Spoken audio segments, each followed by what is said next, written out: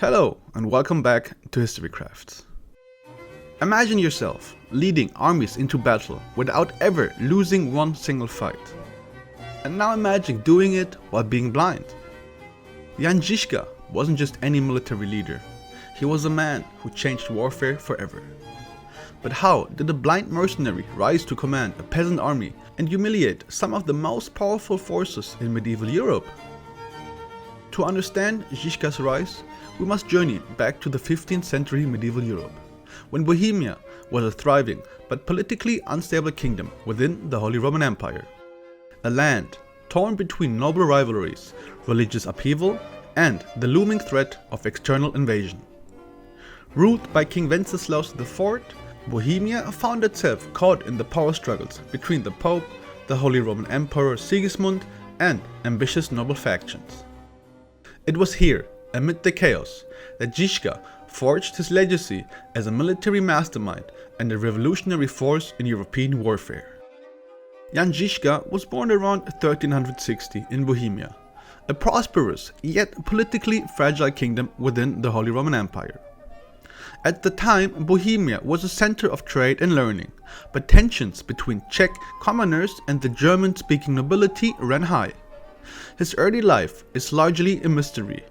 Though some sources suggest he worked as a mercenary, Žižka is often associated with the Battle of Grunwald in 1410, where Polish and Lithuanian forces under King Vladislav II and Grand Duke Vytautas crushed the Teutonic Order.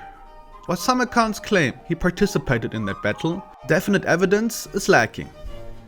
The execution of Czech reformer Jan Hus in 1415, condemned by the Council of Constance and carried out under pressure from Emperor Sigismund, set Bohemia on fire. His death at the stake outraged many, and Žižka, already critical of foreign influence in Bohemia, joined the growing Hussite movement. For him, this was more than just religious reform. It was about national identity and resisting oppression. He became closely associated with the Hussite leaders such as Prokop the Great, who would later continue his legacy. With the kingdom on the brink of war, Žižka recognized that conventional medieval tactics would not be enough to defeat the well-equipped Catholic armies. His solution? Transforming peasants into soldiers. Under his command, the Hussites developed the Wagenburg, or war wagon, a mobile fortress armed with crossbows, pikes, and early firearms. These war wagons allowed his mostly untrained followers to hold their own against armored knights. Some people even say the Wagenburg is one of the earliest versions of our modern-day tanks. His first major test came at the Battle of Sudomer in 1420. Žižka and his 400 troops faced a Catholic force of nearly 2,000 knights and mercenaries, led by the royalist forces loyal to Sigismund. By using the marshy terrain to his advantage and positioning his war wagons strategically, he turned what seemed like certain defeat into a stunning victory. His enemies quickly learned that underestimating Žižka was a mistake. Later that year, he defended Wictorf Hill against an invasion by the Holy Roman Emperor Sigismund once again, who sought to claim Bohemia's throne. With only 4,000 Hussite soldiers, Žižka had off an army of over 30,000 troops, including knights from Hungary and the Holy Roman Empire. The crushing defeat forced Sigismund to retreat once again, solidifying Žižka's reputation as an unstoppable strategist. But his brilliance in battle came at a cost. During the siege of Rabi Castle in 1421, an enemy archer struck him in the eye with an arrow. He lost sight in that eye, but continued to lead his forces as if nothing happened. Later that same year, a second injury in battle robbed him of his remaining vision, leaving him completely blind. While it is widely accepted that he was fully blind after this injury, some historical sources suggest he may have retained limited vision for a short period. But despite this, he did not step down.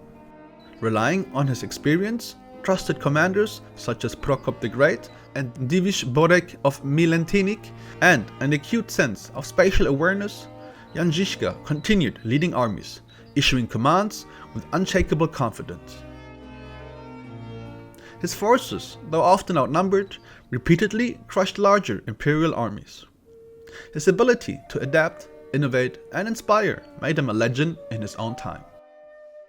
One of his most remarkable victories came at the Battle of Kutna-Hora in 1421, the same year he lost both of his eyes, where he successfully encircled and defeated Sigismund's forces yet once another time, despite being vastly outnumbered. His warwagons proved once again that even a peasant militia, when properly commanded, could defeat Europe's most powerful knights. He also introduced early forms of handheld firearms to his forces, making the Hussites one of the first European armies to integrate gunpowder weaponry effectively. His ability to modernize warfare gave his troops an edge over traditional knight-based armies. In 1424, while marching to Moravia, Žižka fell ill and died. According to legend, his last wish was for his skin to be turned into a war drum, so that he could continue to lead his troops into battle. Though likely untrue, the tale reflects how deeply his soldiers revered him. After his death, the Hussites continued fighting under commanders trained by Žižka, leading to further victories in the later phases of the Hussite Wars. Prokop the Great, who I mentioned before, took over much of Žižka's command, continuing to challenge the Catholic forces. His influence did not die with him. His radical approach to warfare influenced military tactics for centuries, and his role in shaping Czech national identity remains profound. In the Czech Republic today, he is regarded as a symbol of resilience and resistance against foreign rule. Also, he is remembered not only for his military career, but also as a national icon in the Czech Republic, and his face has appeared on coins, statues, and even Czech military insignia. His massive equestrian statue in Prague, one of the largest bronze statues in the world, stand as a tribute to his enduring impact. In modern culture, Žižka also lives on. In the video game Kingdom Come: Deliverance, set in Bohemia during the early 15th century, players frequently hear about Žižka's exploits. Although he does not appear in person, his influence on Bohemia's political and military landscape is undeniable. Players can visit sites related to the Hussite Wars, interact with historical figures who reference Žižka, and experience firsthand the tensions that led to the rise.